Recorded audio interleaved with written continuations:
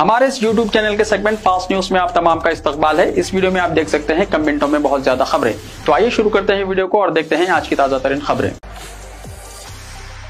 दरगाह में घुसकर कुरान पाक की बेहुरमती। शहर के इलाके टंगबंड के करीब दरगाह में घुसकर शरपसंद की जानिब से कुरान पाक के नुस्खों की बेहुरमती का वाक़या पेश आया। ज़राए के मुताबिक दरगाह हज़रत मोहम्मद ख्वाजा हसनुद्दीन क़ादरी चिश्ती रहमतुल्लाह तआला अलैह में एक शरपसंद ने रात के औक़ात में दाखिल होकर कुरान पाक के नुस्खों और दीगर मजहबी किताबों की बेहुरमती की। दरगाह कमेटी के जिम्मेदारों की जानिब से दुमलगोड़ा पुलिस स्टेशन में शिकायत दर्ज करवाई गई है।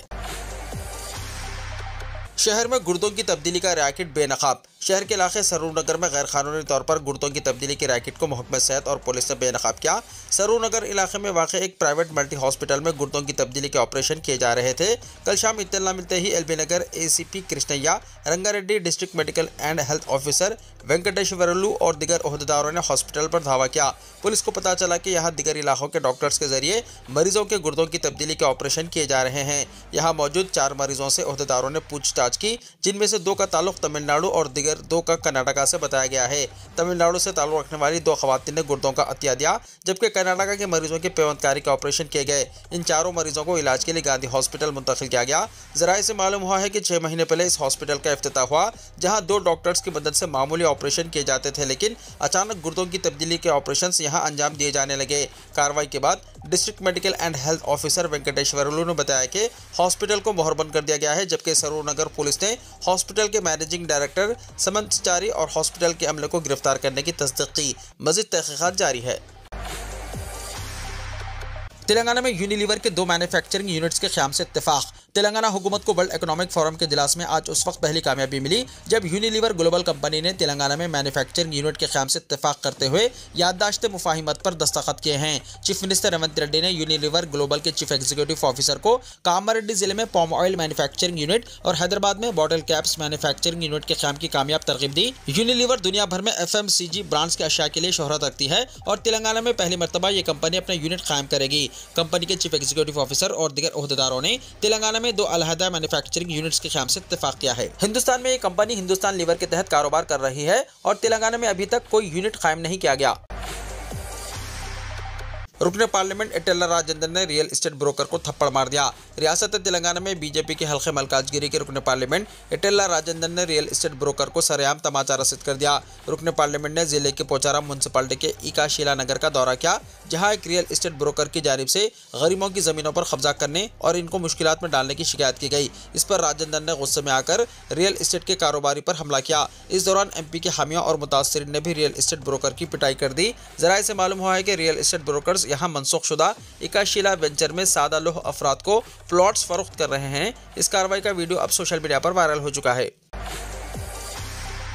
फिल्म प्रोड्यूसर दिल राजू की ख़यामगाह और दफातर पर इनकम टैक्स के धावे। इनकम टैक्स ओहदेदारों ने कल तेलुगु फिल्मों के मशहूर प्रोड्यूसर और तेलंगाना फिल्म डेवलपमेंट कॉरपोरेशन के सदरनशीन दिल राजू की ख़यामगाह और दफातर पर धावे किए। इनकम टैक्स ओहदेदारों ने पुष्पा 2 फिल्म के प्रोड्यूसर नवीन के दफातर पर भी धावे किए। बताया जाता है कि 55 मुख्तलिफ टीमों ने एक ही वक्त में 8 मुकामात पर धावे करते हुए बैंक मामलात का जायजा लिया। जुबली हिल्स और बंजारा हिल्स में वाक़ दिल राजू की ख़यामगाह के अलावा उनके भाई सुरेश और दुख्तर हंसिता रेड्डी के मकानात पर भी धावे किए गए। बताया जाता है कि धावे दिन भर जारी रहे, जिसमें कई अहम दस्तावेजात और बैंक अकाउंट्स के अलावा बैंक लॉकर्स के बारे में तफसीलात हासिल की गई। दिल राजू की अहलिया को बैंक ले जाकर इनकम टैक्स ओहदेदारों ने लॉकर्स का मुआयना किया। सुबह धावों का आगाज हुआ जो शाम तक जारी रहा। बताया जाता है कि बैंकों के मामलात और इनकम टैक्स की अदायगी में बेकायदगियों की शिकायत पर यह धावे किए गए। दिल राजू ने हाल ही में फिल्म डेवलपमेंट कॉरपोरेशन के सदरनशीन की जिम्मेदारी संभाली है और फिल्म पुष्पा 2 के प्रीमियर शो के मौके पर भगदड़ के वाक़े के बाद टॉलीवुड और हुकूमत के दरमियान दूरियों को खत्म करने में अहम रोल अदा किया। दिल राजू की अहलिया तेजस्विनी ने बताया कि इनकम टैक्स ओहदेदारों ने जो भी तफसीलात तलब की है उन्हें फराहम किया गया है। बैंक पहुंचकर ओहदेदारों ने रिकॉर्ड्स और लॉकर्स का मुआयना किया। हैदराबाद में तेलुगु फिल्म इंडस्ट्री की अहम शख्सियतों की ख़यामगाह और दफातर पर धावों से टॉलीवुड में बेचैनी पाई जाती है। दिल राजू के इदारे Mythri movie makers, mango movie makers के दफातर की भी तलाशी ली गई। गच्चीबौली, हाईटेक सिटी, कोटनापुर, जुबली हिल्स और बंजारा हिल्स में ये धावे किए गए। जिले संगारेड्डी में ट्रक पुल से नीचे गिर गई। जिले संगारेड्डी में एक ट्रक पुल से गिरने के बाद सनसनी पैदा हो गई। बताया जाता है कि एक ट्रक पुल से नीचे गिर गई और ड्राइवर कैबिन में फंस गया। बड़ी मशक्कत के बाद ड्राइवर को कैबिन से निकाला गया। लॉरी ड्राइवर की शनाख्त शकील हुसैन की हैसियत से की गई, जो लारी लेकर राजस्थान से तेलंगाना पहुंचा था। शकील हुसैन की लारी कौमी शाहराह नांदेड़ अकोला से गुजरते हुए जिले संगारेड्डी के संगूपेट अंदुल तालुका में हादसे का शिकार हो गई और 24 फीट बुलंदी से नीचे सर्विस रोड पर गिर पड़ी। इस हादसे में क्लीनर मामूली जख्मी हो गया, जबकि लारी ड्राइवर शकील हुसैन 3 घंटे तक कैबिन में फंसा रहा। इस हादसे की वजह से कौमी शाहराह नांदेड़ टू अकोला हाईवे पर घंटों ट्रैफिक जाम रही। पुलिस ने मुकदमा दर्ज कर लिया है और मसरूफ़ तहकीकात है। पुराने शहर में मेट्रो रेल प्रोजेक्ट 41 मालिकान में मुआवजे की तकसीम।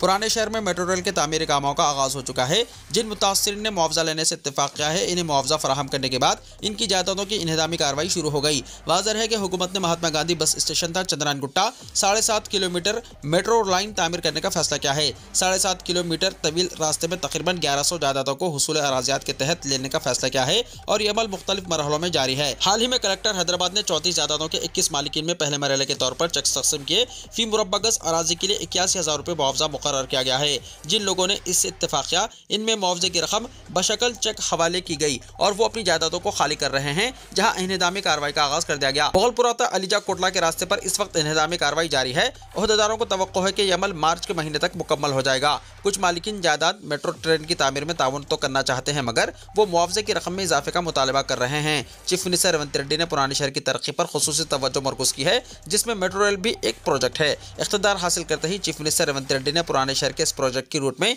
मजीद 2 किलोमीटर का इजाफा करते हुए इसे चंद्रायन गुट्टा तक पहुंचा दिया। राहुल गांधी का पीए जाहिर करते हुए करोड़ों रुपए का धोखा देने वाला शख्स गिरफ्तार। हैदराबाद में कत्ल की कोशिश के केस में मफरूर सैयद बुरहानुद्दीन को मोइनाबाद पुलिस ने गिरफ्तार कर लिया। मुलजिम के खिलाफ मुख्तलिफ पुलिस स्टेशनों में 15 मुकदमा दर्ज हैं, जिनमें जमीन पर कब्जा, धमकियां, धोखाधही और हमले शामिल हैं। पुलिस के मुताबिक साल 2011 में इसने झारखंड के चीफ मिनिस्टर को माइनिंग कॉन्ट्रैक्ट के लिए फ़ोन भी किया था। ये भी मालूम हुआ है कि इसने खुद को कांग्रेस लीडर राहुल गांधी का पीए जाहिर करके कई लोगों को धोखा दिया, जिस पर इसे गिरफ्तार करके जेल भेजा गया था। पुलिस के मुताबिक इसने आंध्र प्रदेश के साबिक वजीर के बेटे को हनी ट्रैप में फंसाकर लाखों रुपए वसूल किए। इसके अलावा एनफोर्समेंट डायरेक्टरेट यानी ईडी के केस में एक खातून आईएएस ओहदेदार को भी ब्लैकमेल करने का इल्जाम है। मुलजिम के खिलाफ झारखंड और छत्तीसगढ़ में भी मुकदमा दर्ज हैं, जिस पर पुलिस ने इसके खिलाफ रॉडी शीट खोली। ताज़ा मामले में सैयद बुरहानुद्दीन ने 9 अफराद के साथ मिलकर हॉकी स्टिक, लोहे की रॉड और क्रिकेट बैट के जरिए लोगों को धमकाया और एक खाली जमीन पर कब्जा करने की कोशिश की, जिस पर मोहम्मद अफरोज बेग की शिकायत पर पुलिस ने कार्रवाई की। तेलंगाना में हुकूमत की 4 नई स्कीमात का 26 जनवरी से आगाज हो जाएगा, पूनम प्रभाकर ने कहा। तेलंगाना के वजीर ट्रांसपोर्ट पूनम प्रभाकर ने कहा है कि किसी को भी इंदिरम्मा मकानात, राशन कार्ड, रईतु भरोसा स्कीमात के निफाज के बारे में फिक्रमंद नहीं होना चाहिए, जिन्हें रियासती हुकूमत इस महीने की 26 तारीख से शुरू करेगी। उन्होंने कहा कि आज से देहातों में मुनक्किद होने वाली ग्राम सभाओं और वार्ड सभाओं में इस्तेफादा कुरिंदगान का इंतखाब किया जाएगा।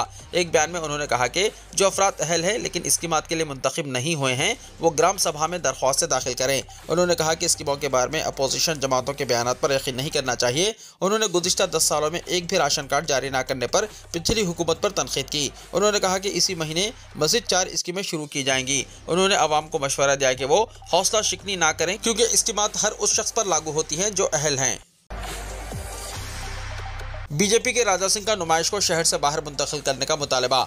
गोशा महल के बीजेपी एमएलए राजा सिंह ने हर साल नामपल्ली एग्जीबिशन ग्राउंड में मुनक्किद होने वाली नुमाइश के बारे में अहम तबसरे किए। उन्होंने कहा कि शहर के दरमियान नुमाइश के इनेकाद और आने वाले हज़ारों लोगों की वजह से ट्रैफिक जैम का मसला पैदा होता है, जिससे गाड़ियों की आमदोरफ्त में घंटों की ताखिर होती है।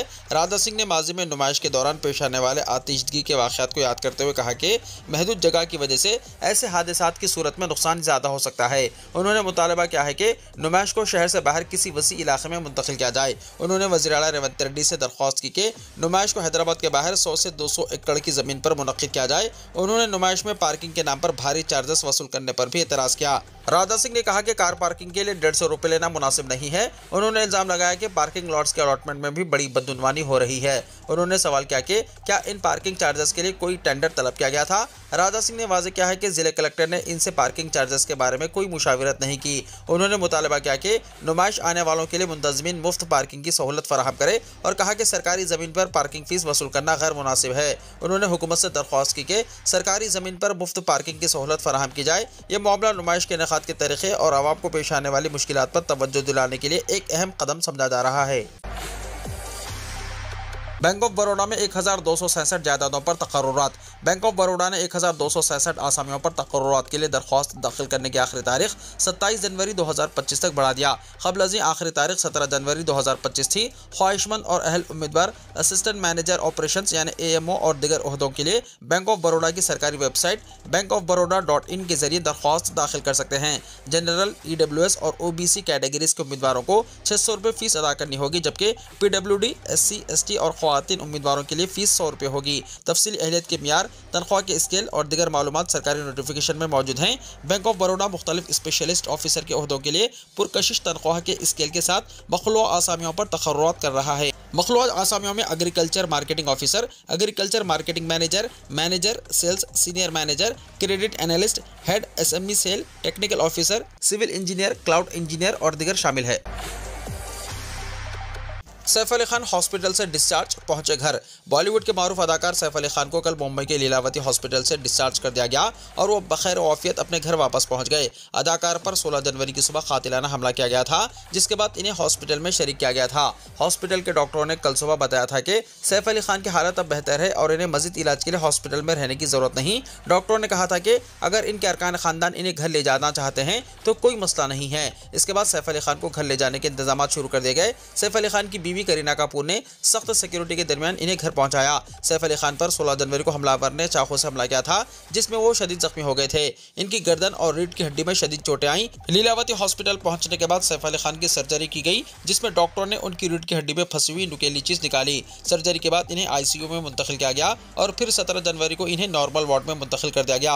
हॉस्पिटल में 5 दिन गुजारने के बाद सैफ अली खान को आज 6 दिन घर जाने की इजाजत मिल गई। इनके घर पर सिक्योरिटी सख्त कर दी गई है और अहम मुकामात पर CCTV कैमरे नस्ब किए गए हैं। इस वाक़े के बाद सैफ अली खान की सेहत में बतदरीज बेहतरी आई है और वो अब बखैर आफियत अपने घर वापस पहुंच गए हैं।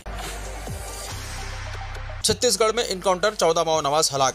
रियासत छत्तीसगढ़ और ओडिशा की सरहद पर इनकाउंटर हुआ। आज गोड़ियाबंद जिले में हुए इनकाउंटर में 12 माओ नवाज हलाक हो गए। इसके साथ ही 19 जनवरी की रात से अब तक होने वाले कई इनकाउंटर्स में मरने वाले माओ नवाजों की तादाद 14 तक पहुंच गई। पुलिस ने ये इत्तला दी है।